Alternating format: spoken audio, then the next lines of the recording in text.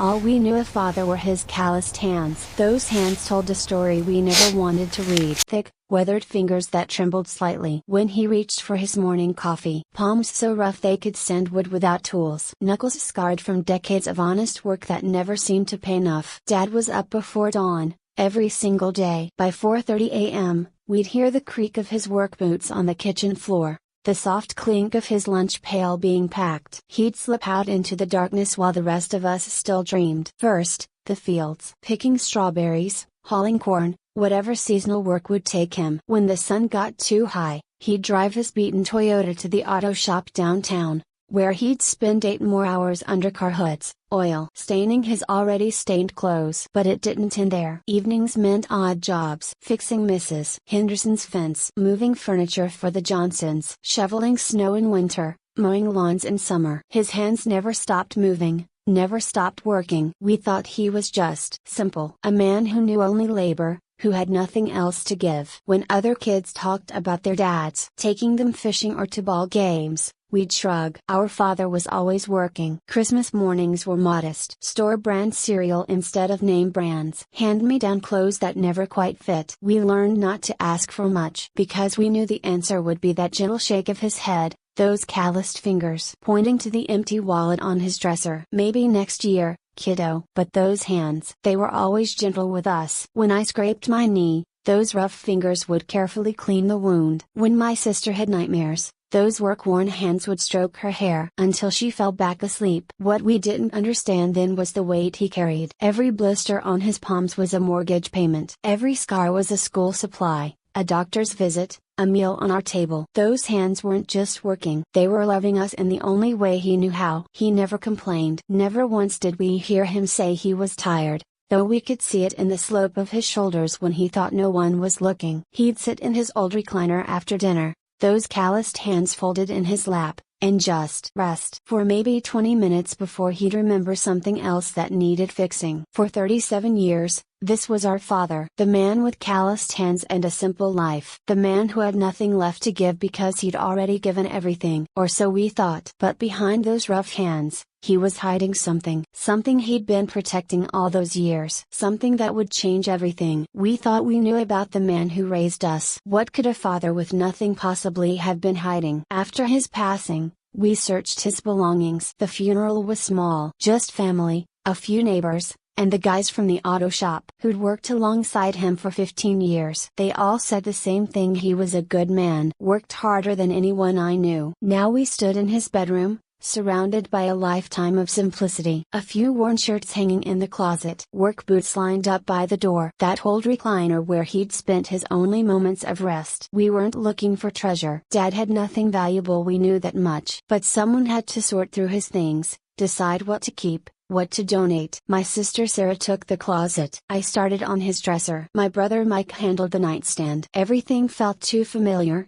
too ordinary. Aftershave from the dollar store. Reading glasses held together with tape. A wallet with $23 and a faded photo of Mom. There's really nothing here, Sarah said, folding his work shirts. Just work clothes. And that's when Mike's voice cut through the room. Wait, what's this? Behind the nightstand, wedged between the wall and the wooden back panel, was something that didn't belong. A small gap we'd never noticed, just wide enough for Mike's fingers found it first. A manila envelope, sealed and yellowed with age written on the front, in Dad's careful handwriting. For my children, when I'm gone. Our hands shook as we opened it. Inside, folded documents that made no sense at first glance. Legal papers, deeds, bank statements. And then we saw the numbers. The first document was a property deed. 47 acres of farmland outside town, purchased in 1987. Paid in full. The second was a bank statement. A savings account we'd never known existed. The balance made us sit down hard on his bed. $247,000. This can't be right, Sarah whispered. Dad had no money. We lived paycheck to paycheck. We shopped at thrift stores. But there it was. Account after account. CDs that had been rolling over for years. Stock certificates for companies we'd never heard him mention. Municipal bonds purchased one at a time, month after month, for decades. A handwritten ledger fell from the envelope. Page after page of Dad's careful bookkeeping. Every overtime shift documented. Every side job recorded. Every penny accounted for. $47, Fixed Peterson's roof. $15, shoveled snow for 3 houses. $23, sold old tools. But here's what shocked us: for every dollar he earned from extra work, he'd saved 50 cents. Not for himself. The notes made that clear. Sarah, college fund. Mike, house down payment. Ginny, wedding someday. For 37 years, while we thought he was barely scraping by, he was building something. While we assumed he had nothing left to give, he was giving everything, just saving it for when we'd really need it. At the bottom of the envelope was a letter, written in his shaking handwriting. It was dated just 2 weeks before the heart attack that took him. My dear children, you probably think your old dad was just a simple man with simple ways. Maybe I was. But I was also a man who understood that love isn't always about what you give today. Sometimes it's about what you save for tomorrow. Every blister on these hands was an investment in your futures. Every extra hour worked was another dollar I could set aside. You kids never asked for much, but I wanted to give you everything. This money isn't for fancy things. It's for the moments when life gets hard and you need a foundation to stand on. It's for Sarah's teaching degree she's always wanted to finish. It's for Mike's family when the babies come. It's for Jenny's art studio she thinks nobody knows she dreams about. I kept this secret because I didn't want you to stop working hard. I didn't want you to stop dreaming. I wanted you to build your own character first, the way I had to build mine. The land is for all of you to share. Maybe build a house there someday. Maybe just go there when you need to remember where you came from. Those hands you probably remember as just rough and tired. They were holding your futures this whole time. Love,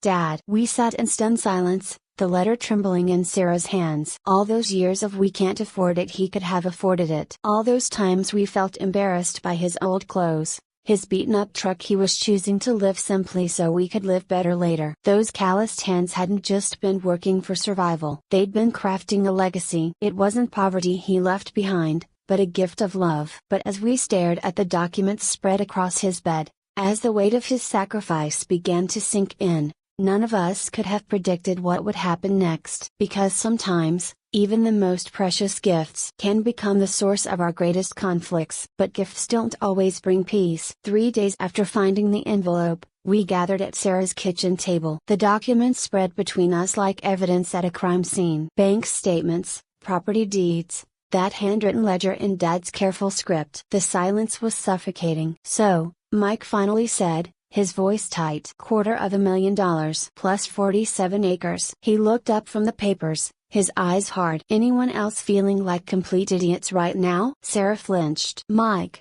don't." "Don't what?"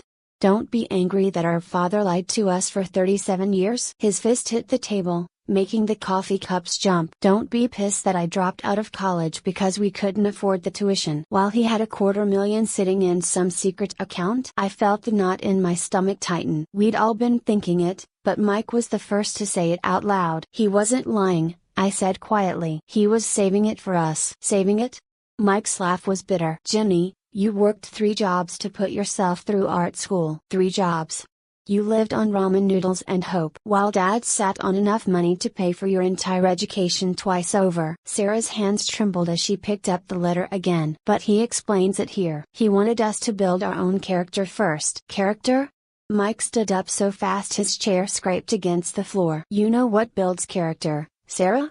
Struggle. Real struggle. Not fake struggle while Daddy's got a safety net we don't even know about." The room felt smaller suddenly. All those years of penny pinching, of making do, of feeling ashamed when we couldn't afford what other families had. All of it had been unnecessary. "I could have gone to medical school," Sarah whispered. "I always wanted to be a doctor, but we couldn't afford the loans. I became a teacher instead. Because it was practical. Because we needed steady income." Her voice broke. "I convinced myself I was being responsible." Mike's anger faltered for a moment. "Sarah." "No, he's right." She wiped her eyes roughly. "I'm 34 years old, and I'm just now finding out that all those sacrifices I made, they were for nothing. He had the money. He always had the money." The words hung in the air like smoke. We all stared at the documents again, trying to make sense of what we learned about the man who raised us. "There's something else," I said, my voice barely audible. I pulled out a bank statement I'd been afraid to show them. "Look at the dates on these accounts." Mike snatched the paper from my hands. His face went white. "This account." It was open the month after Mom died. Sarah looked confused. So, Mike continued, his voice hollow. This means he started saving this money after we lost Mom. When we needed him most. When we were just kids dealing with grief. He looked up at us. He chose to hoard money instead of maybe taking time off work to help us process losing our mother. The accusation hit like a physical blow. I remembered those months after Mom's funeral. Dad working even more hours, leaving us with neighbors, coming home exhausted and distant. We'd assumed he was just trying to keep us afloat financially. But what if he'd been building this secret fortune while we cried ourselves to sleep? That's not fair, I said, but my voice lacked conviction. Isn't it? Mike's eyes were bright with unshed tears. Think about it, Ginny. Every time you needed him at a school play, every time Sarah needed help with homework, every time any of us just needed our dad. Where was he? Working. Always working. Building this pile of money we never asked for while missing the childhood he could never give back. Sarah was crying openly now. Stop it, Mike. Please. Why? Because it hurts? Because it makes us question everything we thought we knew about Saint Dad with his noble sacrifice? He gestured wildly at the papers. This isn't love, Sarah. This is control. This is a man so terrified of being poor that he let his children suffer unnecessarily while he hoarded money like some kind of miser. He wasn't a miser. I stood up, my own anger finally breaking free. He worked himself to death for us. No, Ginny. He worked himself to death for this. Mike slammed his hand down on the bank statements. For numbers on a page. For some fantasy future where we'd thank him for lying to us our entire lives. The kitchen fell silent except for Sarah's quiet sobs. Maybe, she said through her tears, maybe we're all wrong. Maybe there's more to this we don't understand. Mike shook his head. What's to understand? Our father was a selfish man who cared more about money than his own children. And now he's dead, and we're supposed to be grateful for his gift. He grabbed his jacket from the back of his chair. You know what the worst part is? Even now, even after everything, part of me still wants to defend him. Part of me still wants to believe he was the good man we thought he was. At the door, he turned back. But good men don't lie to their children for 37 years. Good men don't let their kids struggle when they could help. And good men don't die and leave behind secrets that destroy everything their family believed about them. The door slammed behind him, leaving Sarah and me alone with our father's legacy scattered across the table. The secret gift, instead of joy, became a spark of conflict. As we sat in the wreckage of everything we thought we knew about our father, none of us could imagine there was still one more secret waiting to be discovered. One final piece of the puzzle that would change everything we just said. But some truths can only be found in the places we're most afraid to look. At last, we found the note tucked inside. A week had passed since Mike stormed out of Sarah's kitchen. 7 days of silence, of avoiding each other's calls, of carrying the weight of our father's secret like a stone in our chests. I couldn't sleep. Every time I closed my eyes, I saw those bank statements, heard Mike's angry words, felt the crushing realization that everything we'd believed about our childhood might have been a lie. That's when I decided to go back to Dad's house one more time. The place felt different now, haunted by questions we'd never thought to ask. I wandered through rooms that suddenly seemed foreign, touching furniture that had witnessed 37 years of secrets. I found myself in his workshop, a cluttered garage space where he'd spent countless evening hours tinkering. Old tools hung on pegboards, coffee cans filled with screws and nails, the workbench scarred by decades of projects. And there, beneath a pile of old hardware store receipts, I found something we'd missed. A small wooden box, no bigger than a shoebox, hidden behind his toolbox. The kind of simple pine box Dad might have made himself. My hands shook as I lifted the lid. Inside were letters, dozens of them, bound with rubber bands. The return addresses made my breath catch. Children's Hospital, Street, Mary's Medical Center, Miller and Associates, Attorneys, Regional Cancer Treatment Center. With trembling fingers, I untied the first bundle and began to read. Dear Mr. Williams, thank you for your generous monthly donation of $500 to our pediatric wing. Your consistent support over the past 15 years has helped us provide care for countless children whose families cannot afford treatment. My legs gave out. I sank into Dad's old chair, the letter fluttering to the floor. Another letter. Mr. Williams, your anonymous contribution has allowed us to keep Mrs. Chin's family farm from foreclosure. They will never know it was you who made the payments, as you requested, but we wanted you to know that your kindness has kept a family together. And another, the scholarship fund you established in your late wife's name has now helped 12 students attend college. As per your instructions, the recipients believe the funding comes from our general endowment. Your desire to remain anonymous continues to honor your wife's memory while changing young lives. I couldn't breathe. Each letter was like a piece of a puzzle I'd never known existed. Monthly donations to food banks, anonymous payments for neighbors' medical bills, college funds for kids in our community whose parents couldn't afford education. At the bottom of the box was a worn notebook, filled with Dad's careful handwriting. Not a ledger of his own savings, but a record of his giving. Thompson family, $1,200 car repair so Jim can get to work. Miller's grocery, $300 covered groceries for Henderson family during Jim's unemployment. Sarah's friend Katie, $2,500 helped with mom's surgery. Sarah must never know. Page after page of quiet generosity. Thousands of dollars flowing out as fast as they came in from his extra jobs. And then I found a letter that broke me completely. It was addressed to us, but dated 5 years earlier. My dear children, if you're reading this, I'm gone, and you've probably found my accounts and think I was hoarding money while you struggled. I pray you'll find this box before you judge me too harshly. The truth is, I was never good with words when you needed comfort. I didn't know how to help you heal after your mother died, except by working, by doing, by making sure you never went without. But I also couldn't bear to see others suffer when I had the power to help. Every extra dollar I made went two ways: half into accounts for your futures,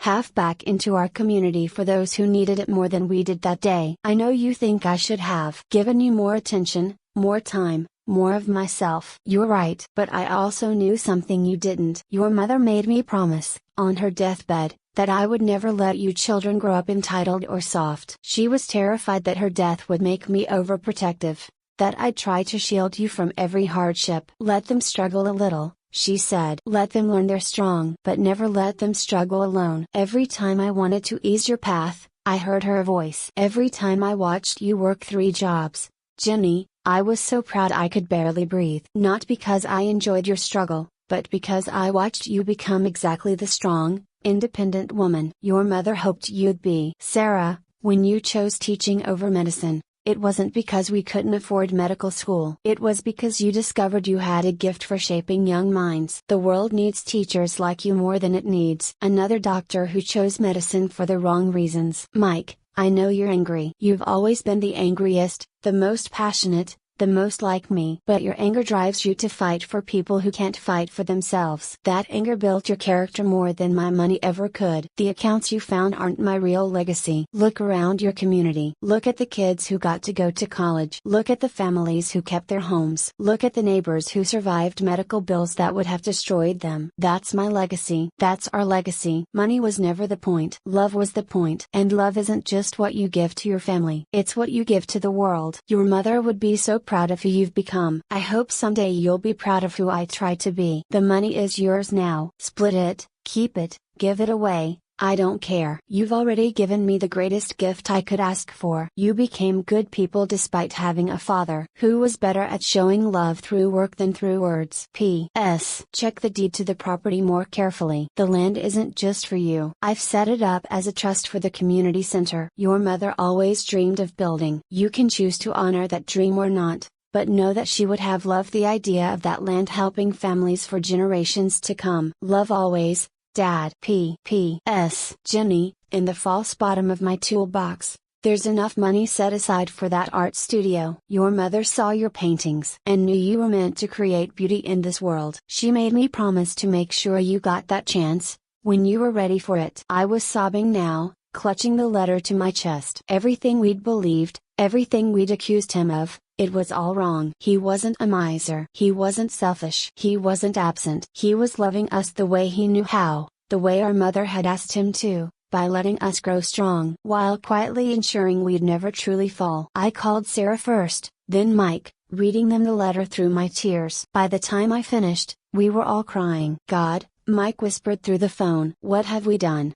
What did we say about him? We said what we needed to say, Sarah said softly. We said what we felt. And now we know the truth. But we doubted him, I said. We thought the worst of him. No, came a voice from behind me. I turned to see Mike standing in the doorway of the workshop, his eyes red but his face peaceful. We felt hurt and confused, and we worked through it the way he taught us to, by fighting for what we believed was right, even when it was hard. Sarah appeared beside him, smiling through her tears. He would have understood. He knew we'd find this eventually. He knew we'd figure it out. We stood there in Dad's workshop, surrounded by the tools he'd used to build not just furniture and repairs, but a legacy of quiet kindness that had touched dozens of lives. The true inheritance was never the gift itself, but the love behind it. "So," Mike said, picking up the property deed. "A community center?" Sarah nodded. "Mom would have loved that." "And you," I said to Sarah, "are going back to school." "Medical school." "It's not too late." "And you," Sarah said to me, "are getting that art studio." "And you," I said to Mike, "get to help us figure out how to honor what they built together." We spent the rest of that day in Dad's house, reading through years of thank you letters from people whose lives he'd touched. Families we'd never heard of, children who'd gotten surgeries they couldn't afford, elderly neighbors who'd never known where their grocery money was coming from. Our father with the calloused hands hadn't just been working for us. He'd been working for everyone. As the sun set through the workshop windows, we finally understood what those hands had really been building all those years. A legacy of love that would outlast any bank account, any property deed, any inheritance. He taught us to work hard not by demanding it, but by showing us every single day what it looked like to live for something bigger than yourself. Those calloused hands had been holding our futures. But more than that, they'd been holding the future of our entire community. And that was the greatest gift of all.